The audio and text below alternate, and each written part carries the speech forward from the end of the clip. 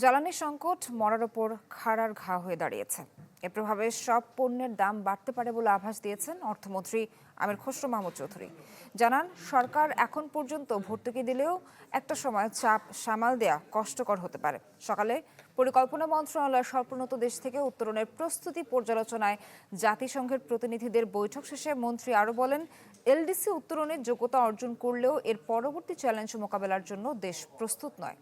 বৈশ্বিক যুদ্ধ পরিস্থিতিতে এ পর্যন্ত সরকারের যে দেনা হয়েছে তা ভবিষ্যতের চিন্তার কারণ হয়ে দাঁড়িয়েছে। এমন বাস্তবতায় এলডিসি উত্তরণের সময় বাড়ানোরও কথা জানান মন্ত্রী। মরার উপর খাড়ার গা বলে না, এটা এখন জ্বালানি সংকটের মাধ্যমে হয়েছে। শুধু জ্বালানি সংকটটা না, সমস্ত কমোডিটি, খাদ্যদ্রব্য, পণ্য সবকিছু প্রভাব পাবে। সঠিক মাত্রায় আয়োডিনযুক্ত ও বিশুদ্ধ লবণ নিশ্চিত করছি 1.5 যুগ ধরে ভালোবাসার নিড়ে। এসিআই পিওর সল্ট মেধা বিকাশে সাহায্য করে। টোটাল সাপ্লাই চেইন ক্ষতিগ্রস্ত হচ্ছে এবং সব কিছুতে আগামী দিনে দ্রব্যমূল্য বাড়বে, এ ব্যাপারে কোনো সন্দেহ নাই। কারণ সাপ্লাই চেইন যখন ডিসরাপ্টেড হবে, এটা কোনো দেশের আভ্যন্তরীণ বিষয় না, এটা গ্লোবাল বিষয়।